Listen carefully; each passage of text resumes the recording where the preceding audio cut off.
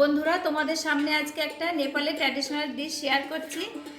তার জন্য লাগবে টক দই, বয়েলড আলু, টমেটো কুচি, লঙ্কা কুচি, পেঁয়াজ কুচি, তোমরা ধনেপাতাও দিতে পারো। রেসিপিটার নাম হচ্ছে চুকুনি।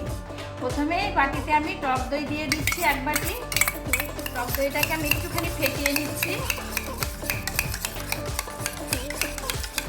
নেপালের এটা কিন্তু খুব ট্র্যাডিশনাল রেসিপি, আর খেতে কিন্তু খুব ভালো।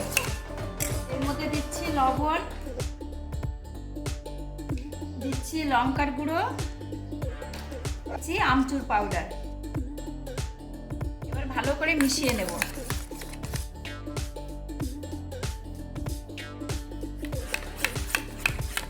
এবার এর মধ্যে মিশাচ্ছি বয়েলড আলু আর পেঁয়াজ কুচি, লঙ্কা কুচি, টমেটো কুচি।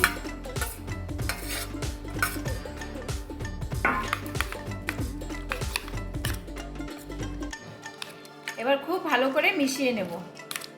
এবার ফোড়নের জন্য আমি কড়াইতে প্যানে তেল দিচ্ছি, সাদা তেল দিয়েই করছি আমি এটা। ফোড়নে দিচ্ছি 1 চামচ কাসুরি মেথি, একটু হলুদ গুঁড়ো, একটু লাল লঙ্কার গুঁড়ো।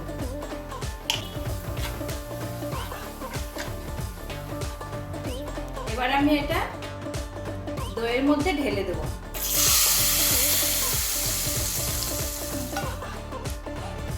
এটা নেপালের ট্র্যাডিশনাল রেসিপি। এটা ভাত দিয়ে খেতে দুর্দান্ত লাগে। সব কিছুর সাথেই খেতে পারো, রুটির সাথে, ভাতের সাথে। নেপালের রেসিপি চকুনি কতটা সুন্দর দেখতে হয়। আমি আজকে ভাতের সাথে খাবো, তোমরা কিন্তু রুটি পরোটার সাথেও খেতে পারো। খুবই ভালো রেসিপি।